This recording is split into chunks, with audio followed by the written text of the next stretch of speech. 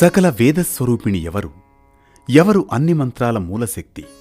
5 ముఖాలతో శంఖచక్ర గదాధారిణిగా ఎవరు దర్శనమిస్తారు? దురితాలను తొలగించి జ్ఞానాన్ని ప్రసాదించే ఆ మహాశక్తి ఎవరు? తదితర విశేషాలతో సాగేదే నేటి పరమార్థం.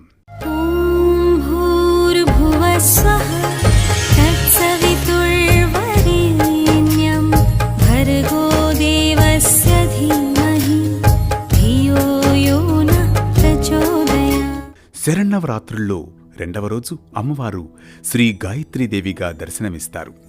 సకల వేద స్వరూపం గాయత్రీదేవి. అన్ని మంత్రాలకు మూలశక్తి ఆ మాత. ముక్త, విద్రుమ, హేమ, నీల, ధవళ వర్ణాలు కలిగిన 5 ముఖాలతో శంఖం, చక్రం, గద, అంకుశం ధరించి దర్శనమిస్తారు. ఆదిశంకరులు గాయత్రీదేవిని అనంత శక్తి స్వరూపంగా అర్చించారు. ప్రాతకాలంలో గాయత్రిగా, మధ్యాహ్న కాలంలో సావిత్రిగా, సాయం సంధ్యలో సరస్వతిగా ఉపాసకులతో ఆరాధనలు అందుకుంటుంది. ముఖంలో అగ్ని, శిరస్సులో బ్రహ్మ, హృదయంలో విష్ణువు, శిఖపై రుద్రుడు కొలువుంటారని మన పురాణాలు చెబుతాయి. ఈ అమ్మవారిని ధ్యానిస్తే అనంత మంత్రశక్తి కలుగుతుంది. సకల దురిత ఉపద్రవాలు శాంతిస్తాయి. బ్రహ్మజ్ఞానం కలుగుతుంది. గాయత్రీ ఉపాసన వల్ల బుద్ధి తేజోవంతమవుతుంది.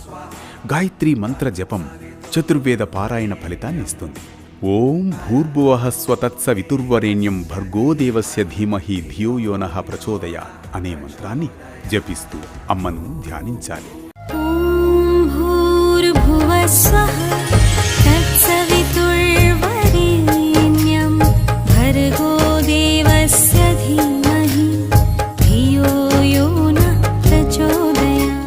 అమ్మవారికి అల్లపు గారెలు నివేదన చేయాలి. గాయత్రీ స్వరూపంగా వేదం చదువుకున్న బ్రాహ్మణులకు అర్చన చేయాలి. గాయత్రీ మాతను భక్తి శ్రద్ధలతో జపించి ధ్యానించి ఆరాధించిన వారికి బుద్ధి, జ్ఞానం, విజయాలు లభిస్తాయి. వేదమాత అయిన గాయత్రీ కటాక్షమే సకల శ్రేయస్సుకు మూలం. నవరాత్రి 2వ రోజున గాయత్రీదేవిని ఆరాధించడం వల్ల జీవితం ధర్మ మార్గంలో ప్రకాశిస్తుంది. ఇలా శరన్నవరాత్రి 2వ రోజున గాయత్రీ మాతను ఆరాధించే విధానం, ఆంతర్యాన్ని తెలుసుకున్నాం కదూ. మరో భక్తి రాగం, ధర్మ దీపంతో మళ్ళీ కలుద్దాం రేపటి పరమార్థంతో.